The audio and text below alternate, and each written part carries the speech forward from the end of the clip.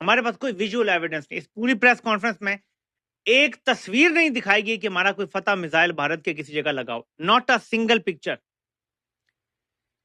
میرا یہ سوال ہے کہ ہم نے بابر جیسے ایڈوانس کروز میزائل کیوں استعمال نہیں کیے؟ جو ٹماہاک کروز میزائل جو امریکن تھا اس کا ایڈوانس ورژن ہے. ہم نے بقول نواز شریف اس کو کاپی کیا تھا.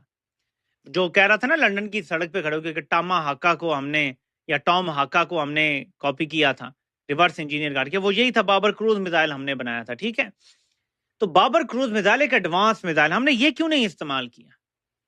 کوئی ویژول ہمارے پاس کنفرم. میں obviously کوئی ایکسپرٹ تو نہیں ہونا جنگ میں، لیکن کوئی ایسا ہتھیار ہونا چاہیے تھا جو ہم استعمال کرتے جو ہمیں ویژول کنفرمیشن تو دیتا کہ ہم نے بھارت کی کون سی جگہ ٹارگٹ کی ہیں.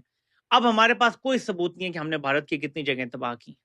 ہاں، ایئر فورس کا جو نمائندہ تھا اس نے کہا کہ میرے پاس اور بھی ویژولز ہیں سیٹلائٹ کے، لیکن دکھانا ضروری نہیں ہے. وہ بھارت خود مان رہا ہے کہ ہمارا نقصان ہوا ہے. چلیں جی، مان لیتے ہیں ان کا نقصان ہوا ہے، لیکن یہ کہیں نہیں ہوا.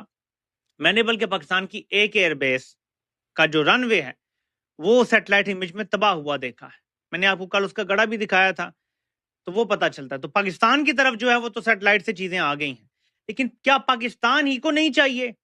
اگر بھارت یہ امیجز ریلیز کر رہا ہے، اگر سیٹلائٹ کمپنیاں، چین کی سیٹلائٹ کمپنی نے امیج ریلیز کیا جس میں نور خان ایئر بیس کو انہوں نے بتایا کہ نقصان ہوا ہے، انہوں نے 2-3 اور پاکستان کی ایئر بیسز کا دکھایا. یہ چین کی سیٹلائٹ ہیں. انڈیا کی سیٹلائٹ کاوا کے پتہ نہیں اس کا کیا نام ہے، اس نے بھی جاری کیا اور یہ کنفرم ہو رہے ہیں دونوں. پاکستان نے کیوں نہیں ابھی تک کسی سیٹلائٹ سے جاری کروایا؟ عوام کو دیں امیجز، عوام کا morale ہائی ہوگا.